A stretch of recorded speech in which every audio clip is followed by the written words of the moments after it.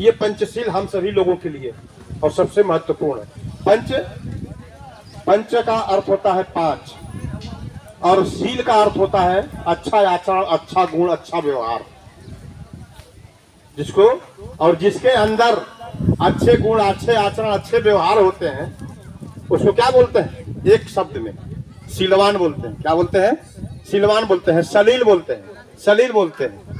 और जिसका आचरण अच्छा नहीं होता, अच्छे गुण नहीं होते, अच्छे व्यवहार नहीं होते, उसको एक शब्द में क्या बोलते हैं? अश्लील, अश्लील बोलते हैं। सभी भाषा, सभी शब्द हमारे पास है। अब हमको हमारे और आपके ऊपर निर्भर करता है कि हमको ग्रहण क्या करना है और बनना क्या है। हम अगर अच्छे बनेंगे तो कुछ लोग कहते हैं कि हम एगो खाली दौड़ दौड़ के प्रचार करके क्या करेंगे, एगो अकेले हम क्या करेंगे। बुद्ध भी कभी अकेले चले थे, अकेले चले थे और वो जो है सम्यक संकल्प करके चले थे कि हमको चलना है, मार्ग अच्छा है, मार्ग अच्छा है, हमको चलना है।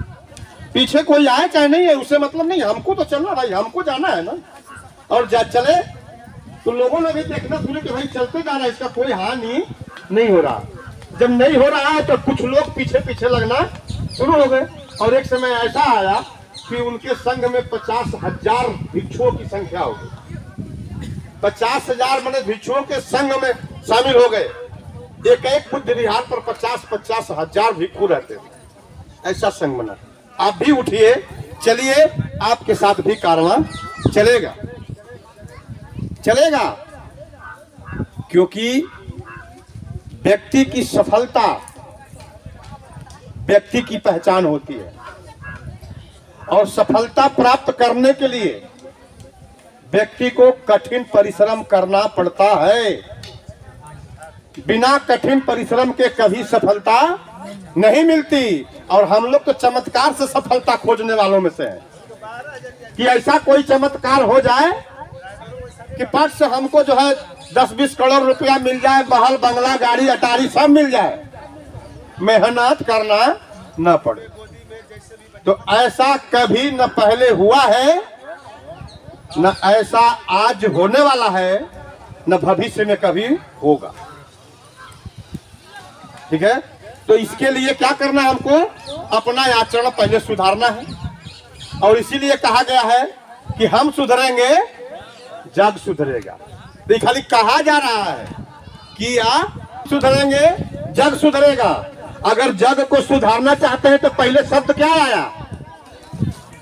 जग सुधरेगा कि हम सुधरेंगे? हम सुधरेंगे। यहाँ हम लोग जग सुधारने के फेर हम पड़े हैं कि पहले जग सुधर जाए तब हम सुधरेंगे। हम पहले सुधरने वालों में से नहीं। यानी वो 16 फिल्म आया था, एगो असरानी, उसमें कैरेक्टर जो पात्र था तो वो बोला, जेलर था, बोला हम सुधरने वालों में से नहीं है, हम उस जमाने के जेलर हैं जब हमारा बाप नहीं सुधरा तो हम भी नहीं सुधरेंगे। तो ऐसा होना नहीं चाहिए।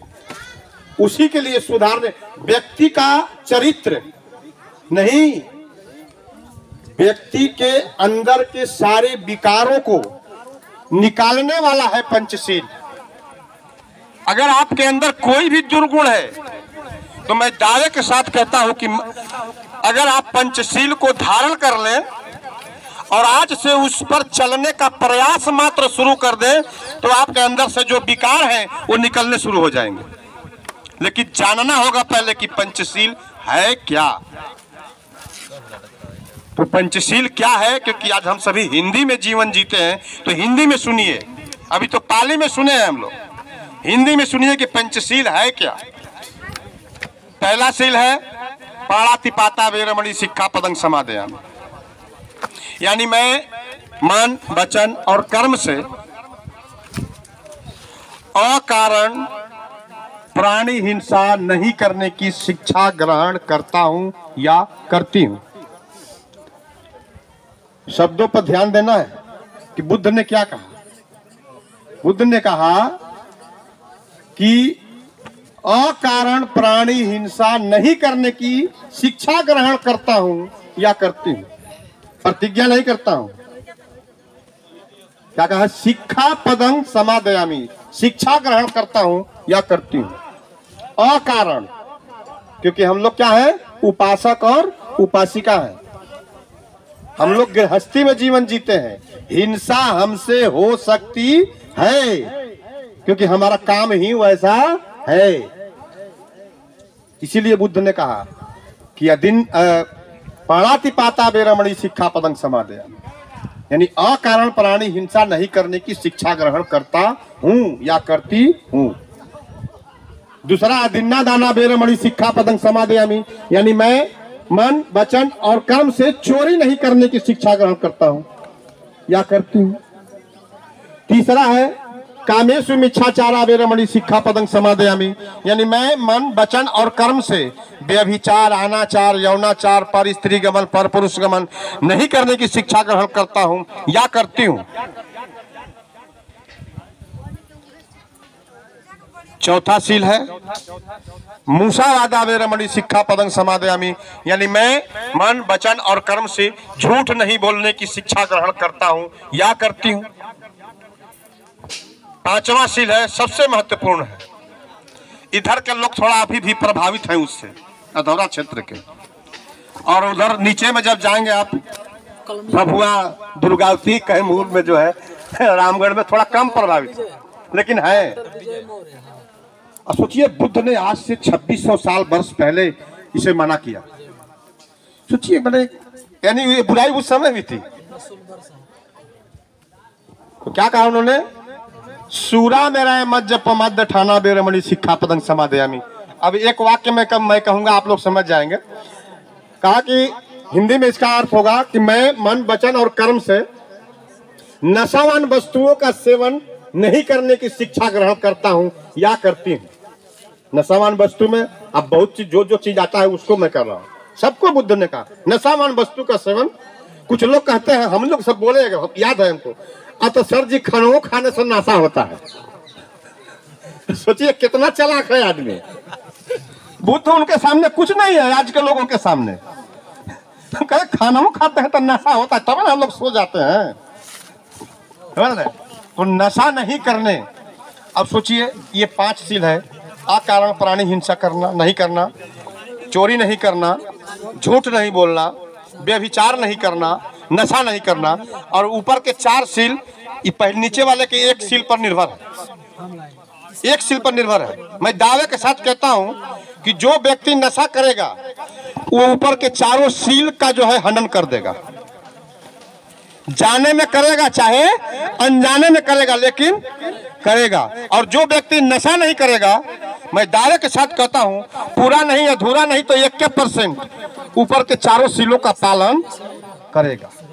ठीक है। और आज हम सभी पालन करते हैं, लेकिन अनजाने में पालन करते हैं, इसीलिए कभी कभी क्या होता है, वो टूट जाता है। कभी कभी क्या होता है, टूट जाता है। अगर जान करके पालन करेंगे तो जब टूटने को होगा, रुक जा टूटने वाला है, नहीं तोड़ने नहीं देंगे, पीछे हट जाए, है कि नहीं। और जब नहीं जानते हैं तो क्या होता है, उसी में जो है चोरी कर लेते हैं, उसी में झूठ बोल लेते हैं, उसी में अकारण हिंसा कर लेते हैं। अब बुद्ध का हिंसा क्या है भाई, बुद्ध का झूठ बोलना क्या है। लोग आज बोलते हैं कि झूठ बोलते हैं लोग, बहुत मोबाइल वाले झूठ बोलते हैं, मोबाइल वाले सबसे अधिक झूठ बोलते हैं। अगर वो झूठ नहीं होता, वो अपने समय का मैनेजमेंट करने के लिए झूठ बोलता है। बुद्ध का झूठ क्या है और बुद्ध का हिंसा क्या है, आज आप लोग जान लीजिए। लोग, बहुत सारे लोग कहते हैं कि आप लोग बुद्ध बुद्ध कहते हैं और मुर्गा मुर्गी खस्सी भेड़ा खाते हैं, आप लोग भी तो हिंसा करते हैं। बुद्ध ने इस हिंसा की बात नहीं कहा। और मैं आप लोगों को आज बता देता हूं कि बुद्ध के त्रिपिटक में कहीं भी भोजन पर कोई चर्चा नहीं है, कहीं भी भोजन पर चर्चा नहीं है।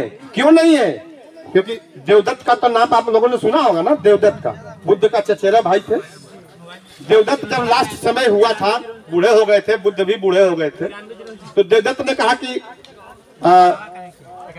शास्ता बोलते थे बुद्ध को उस समय, बोले कि शास्ता आपसे अब जो है संघ नहीं चलेगा, आप थोड़ा बुजुर्ग हो गए हैं, अब संघ की जिम्मेदारी हमें दे दीजिए या किसी और को उत्तराधिकारी बना दीजिए। उन्होंने कहा अभी इसकी जरूरत नहीं है। तो फिर देवदत्त ने कहा कि ठीक है, तो मैं कुछ सुझाव देना चाहता हूं, उस नियम से संघ को जो है चलाइए तो अच्छा होगा। बोले क्या बोलना, बोलो भाई। तो उन्होंने कहा कि एक ऐसा नियम आप बनाइए जिसमें जितने भी भिक्षु है सभी गृह त्यागी हों, यानी घर कभी ना जाए। बात समझ में आ रही है? भिक्षु चिवर वाले जो संघ में थे उनको घर जाने की भी इजाजत थी, आज भी है। तो देवदत्त ने कहा कि उनको घर नहीं जाना, एकदम गृह त्यागी रहेंगे, ऐसा नियम कड़ा बनाइए। बुद्ध ने कहा कि ऐसा मैं नहीं कर सकता। तो कहा ठीक, मैं दूसरा नियम बता, इसको तो आप निश्चित ही लागू कर दीजिए, इससे संघ का भला होगा। तो कहा कि क्या? तो बोला कि संघ में एकदम कड़ाई से यह नियम लागू करिए कि सारे भिक्षु मांस मछली नहीं खाएंगे, ठीक है? तो बुद्ध ने कहा कि भाई मैं ये भी नहीं कर सकता, मैं लोगों का चित्त सुधार सकता हूं, उनका चित्त सुधार सकता हूं, चरित्र सुधार सकता हूं, इसका मैं प्रयास करूंगा। और किसी को जो है मैं क्या खाओ क्या नहीं खाओ यह मैं नहीं मना कर सकता, क्योंकि अगर आप हमारा सम्मान करते हैं, हम कह देंगे कि जितेंद्र जी आप आज से जो है मांस नहीं खाएंगे, चिकन और मटन नहीं खाएंगे, प्रतिज्ञा करिए हमारे सामने कि नहीं खाएंगे। आप तो मान लीजिए हमारा सम्मान करते यहाँ कर दिए, लेकिन मन और चित्त तो नहीं बदला। मन और चित्त तो हम बदलने में अभी जो है सक्षम नहीं हो पाए।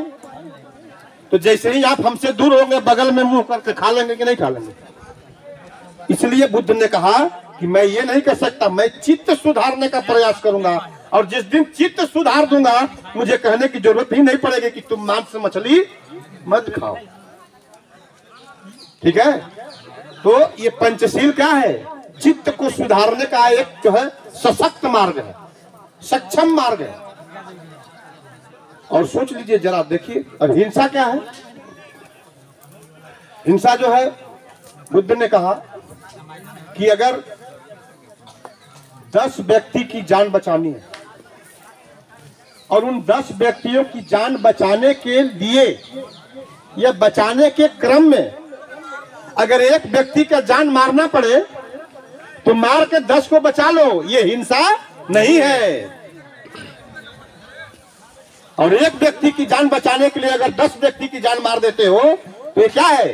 हिंसा है। ये हिंसा है, ये हिंसा है। बुद्ध का ये धम्म है।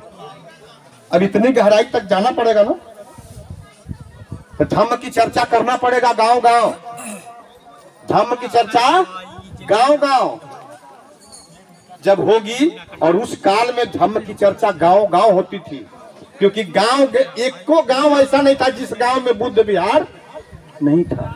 और ये धरती वही धरती है जो सम्राट अशोक महान ने 84,000 बुद्ध विहारों का निर्माण करवाया था, जिसमें 60,000 बुद्ध विहार इसी बिहार की धरती पर थे।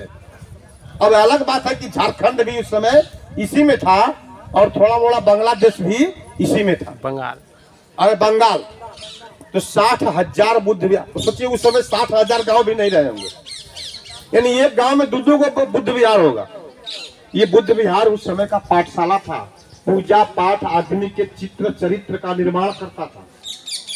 और वहां प्रतिदिन लोग जाते थे, हर बुधवार को जाते थे, हर पूर्णिमा को जाते थे, हर पर्व को जाते थे। और भंते जी वहां जो है धम्म देशना देते थे, धम्मोपदेश देते थे। तब ये बुद्ध, ये धम्म, पूरा धरती, पूरा भारत बुद्धमय था। और आज अगर पुनः बुद्धमय करना है तो हम सभी लोगों को आगे आना होगा और ऐसे धम्म चर्चाओं का गांव गांव जो है आयोजन करना होगा। और इसमें हम चाहेंगे कि आप सभी लोग जो है काम करें, आगे बढ़े, जहां मौका मिल जाए